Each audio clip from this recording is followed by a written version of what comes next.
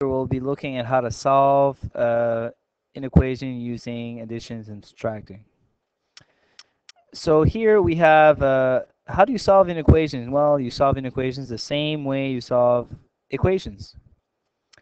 So first one, what number if I subtract 4.5 gives me 6 2/10? Well, you can probably do that in your head, figure out what that number is, or you could just add 4.5 to 6 2/10. Either way, you should come up with 10 and 7/10. That's your answer. So all the numbers that are, so this reads 10 and 7/10 is smaller or equal to all the numbers, or you could write it this way, all the numbers that are greater than or equal to 10 and 7/10. Now you have to represent it on number line. So we saw that more recently.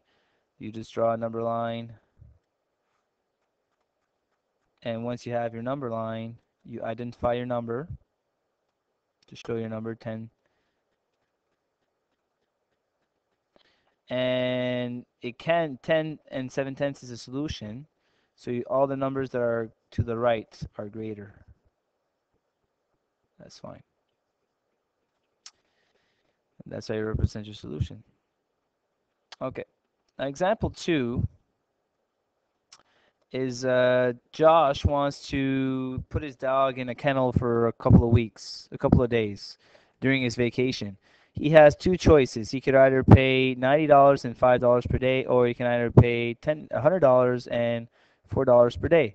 So he wants to know when A is less than B. So he wants to know when A is less than B. That's what he wants to know. So let's help him out. This is A, so A is 90 plus $5 per day. So let's write that out. 90 plus $5 per day. And option B is $100 a day, $100 plus $5 per day. So now we need to solve this. Well, what's the problem? You have variables on each side, so you're going to have to balance. And we saw how to balance. You just get rid of the smaller of the two, so you get rid of the 4D. Well, you just can't get rid of the 4D. You have to get rid of 4D here. I have 5, so that's going to leave me 1D. So I have what number, the 90 plus what number gives me 100?